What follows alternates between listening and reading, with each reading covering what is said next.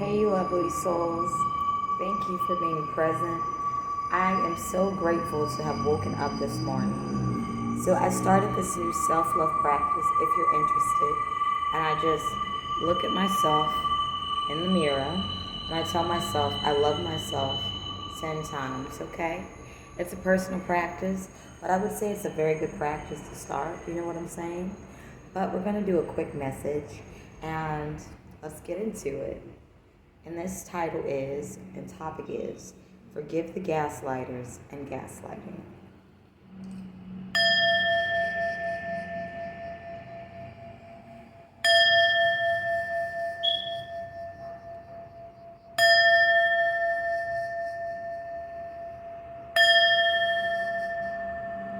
Now, one of my biggest teachers and lessons has been through the act of being gaslit, as well as, you know, um, interacting with gaslighters. So, I used to look at it from the perspective I'm annoyed, oh, this, that, the third. And now I'm grateful for it because it shows me that no matter how much, one can be disconnected from oneself, one can return to the home state of unconditional self love. You know, I'm learning that being my own best friend is the best way to go. And I'm understanding that the reason some people may gaslight others could be simply because they desire a friendship with another. And that is a-okay. So when we do experience things of this sort, it can be very difficult to, forgive when resentment develops after, an overload of gaslighting, especially from those that we love most closest to us. So let's get a couple of cards, and the overall energy is I forgive my past, okay? And in this moment, protection or self discipline is needed to avoid chaos. More specifically, I'm picking up self discipline, okay? I'm feeling, protection, you are as safe as you feel. So, self discipline is much more needed in this moment in time. There's no need to fear your life being threatened, it's more so self discipline. So, let's get 3 cards.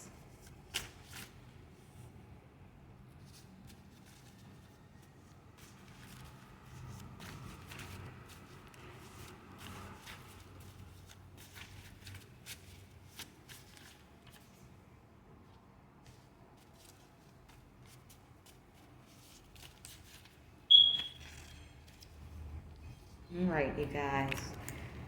I am so grateful to just be present. In fact, please leave 3 things that you're grateful for in the comments.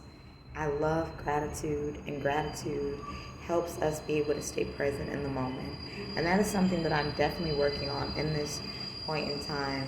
Just being more grateful instead of focusing on lack of unconditional love from others. As long as I give it to myself, that's enough. And I'm grateful to be aware of that. So I have done a pick a card. Actually, I didn't do a pick a card, you guys.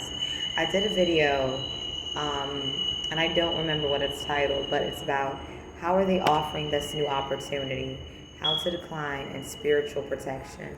So I feel like in this moment, it's very good to develop self-discipline because in this moment, others may want to create opportunities with you that will not contribute to healthy boundaries, which can contribute to betrayal, and betrayal in friendships is one of the biggest life lessons we can learn. You know what I'm saying? Because when we leave our family units and things like that, or when we're in our family units and we're having the freedom to create connections to others, well, we learn discernment through a lot of times through experiences of betrayal with those that we love most. So please watch that video if you are curious on opportunities that can come up. Please take what resonates to your situation. However, what is important to take into consideration is the following. I release concern about how others perceive the healthy boundaries I possess. So, those who, have not been blessed with families where healthy boundaries is established from the get-go, you know, may take offense when you set boundaries and may, project their fears onto your boundaries.